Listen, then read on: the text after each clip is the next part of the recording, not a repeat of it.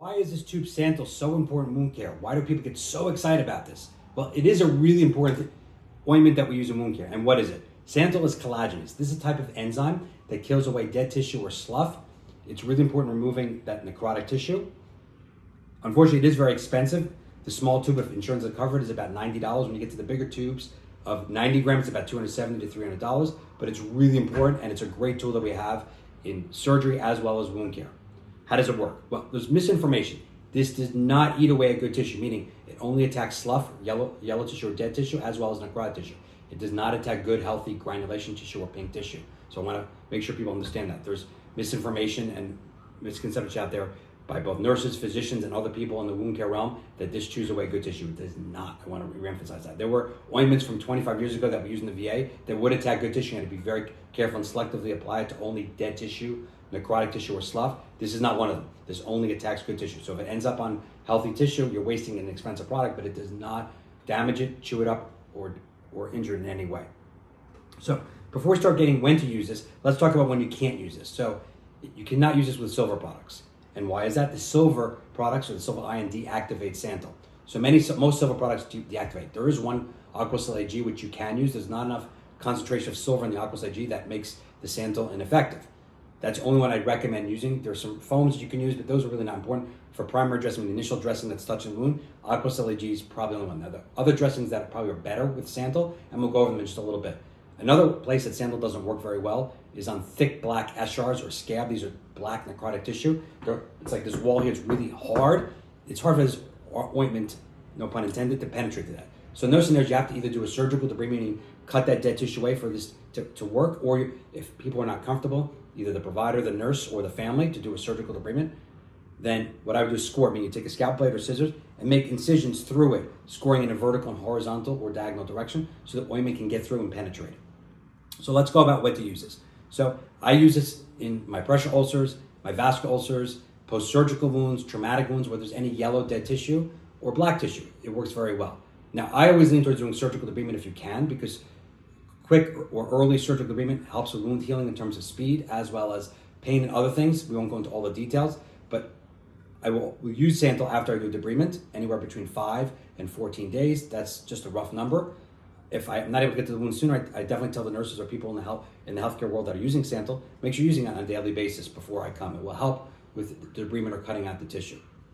Dressing that I like to use, now you cannot use dry gauze this. If you read the insert, you know about Santyl, it has to have a saline or moist environment. So if you can use dry gauze, you have to wet it with normal saline solution. This is salt. Now I prefer dressing that's different than that. I use something called mee salt. Mee salt is basically gauze with extra salt. I mean, it's hypertonic. So you have the salt in the gauze.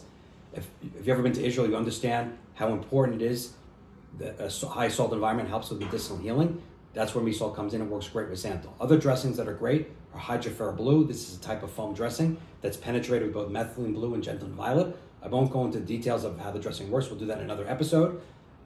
This foam dressing has antimicrobial properties and works well with Santyl, so it can help debride that slough or dead tissue, as well as absorb all the drainage from what we call the biofilm or bacteria. Another dressing that's great that's in the foam family is Ulcers. This is a foam dressing that doesn't stick. It's very nice. It helps with drainage, just like hydropheric blue. It works very well in flat wounds. It will work very well with Santyl and helps pull that schmutz or slough off. So those are 3 really good dressings like mee salt, hydropheric blue, and Ulcers. People have their own preferences. Those are kind of mine.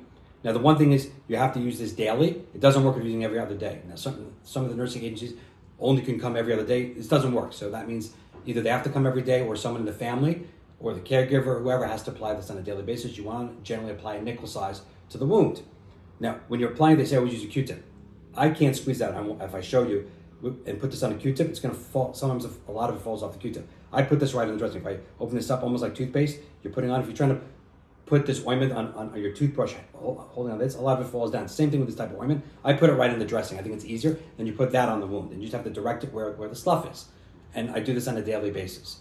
It's a great tool. I use it in my pre-surgical debridement as well as my post. I use it until I get rid of all that yellow tissue. Now, one thing is I recommend stopping the Santyl once you've gotten rid of all the slough and you have healthy, beefy granulation tissue. Granulation tissue is healthy tissue that looks like almost like a steak-like color. Then you don't need any more. Then you need to do a different type of wound care regimen, whether it be Aquacel, which absorbs, hydropheric blue, which also absorbs, or kind of the gels such as Silvasorb. It just depends on the nature of the wound, how deep it is, and so forth. But once you get rid of that stuff, you don't need Santyl anymore. You don't want to waste an expensive product, and at that point, you've already maximized the use of the product, and you can start doing different type of treatment. So let's summarize about Santyl. It's a great product. We use it in wound care all the time. It should be used when there's slough or dead tissue. You need to have either hypertonic environment, meaning that has salt with moisture, and or foam dressing. It needs to be applied daily. It can't be done every other day. You should use it until you get to beefy, healthy granulation tissue. It's great for any type of ulcer wound, whether it's surgical, dehiscence, meaning the wound opens up, traumatic, pressure ulcers, venous ulcers, meaning those are vascular ulcers related to the blood vessels in the lower extremity. Any of these it works really great on.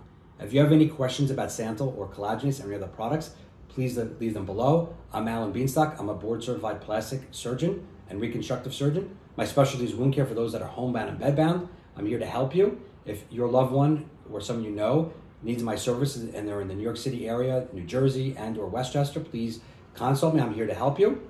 Make sure you leave comments below, any questions or any recommendations for future episodes. Please share this episode as well as the channel with your friends, and make sure you subscribe. I look forward to our next episode. Thank you so much.